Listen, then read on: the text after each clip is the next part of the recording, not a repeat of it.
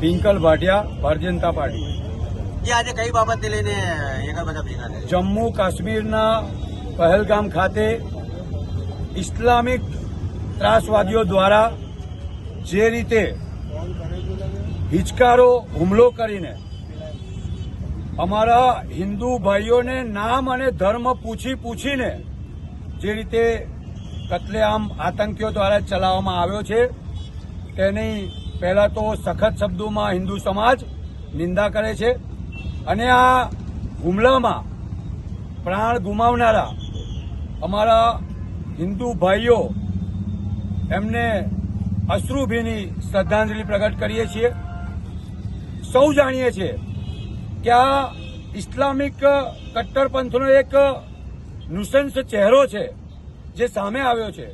લોકશાહીમાં આજે અમે કદાચ ખૂનનો બદલો ખૂનથી ના ચૂકી શકતા હોઈએ, પરંતુ એ ઇસ્લામિક ત્રાસવાદીઓ યાદ રાખે કે અમે અમારા ભાઈઓ પર થયેલા અત્યાચાર ભૂલીશું નહીં। અમારી આવનારી પેઢીઓ પણ એ યાદ રાખશે કે અમારા જ દેશમાં કોઈ પણ કારણ વગર અમારા ભાઈઓ પર કઈ રીતે અત્યાચાર કરવામાં આવ્યો।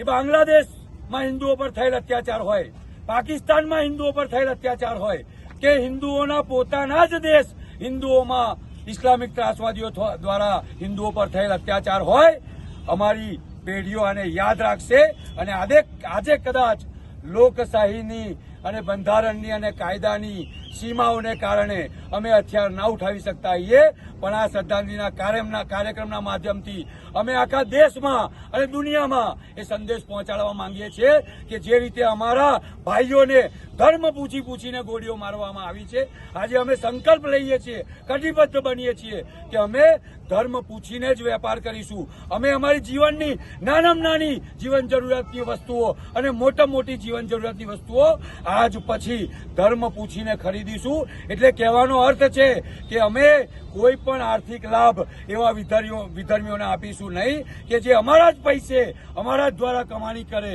અને એ જ પૈસાથી ગોળીઓ ખરીદવામાં આવે અને અમારા જ ભાઈઓની કતલેઆમ ચલાવવામાં આવે। એ આજ પછી આ દેશમાં નહીં ચાલે। હિન્દુ જાગૃત થઈ ચૂક્યો છે, હિન્દુ એક થઈ ચૂક્યો છે અને એક જ વાક્યમાં કહું તો હિન્દુઓ એક બને હમ, નેક બને હમ, ये संकल्प हमारा है। हम भारत माँ के बेटे हैं और हिंदू धर्म हमारा है। અને આજ પછી આ દેશમાં ન सितम रहेगा न सितम गर रहेगा।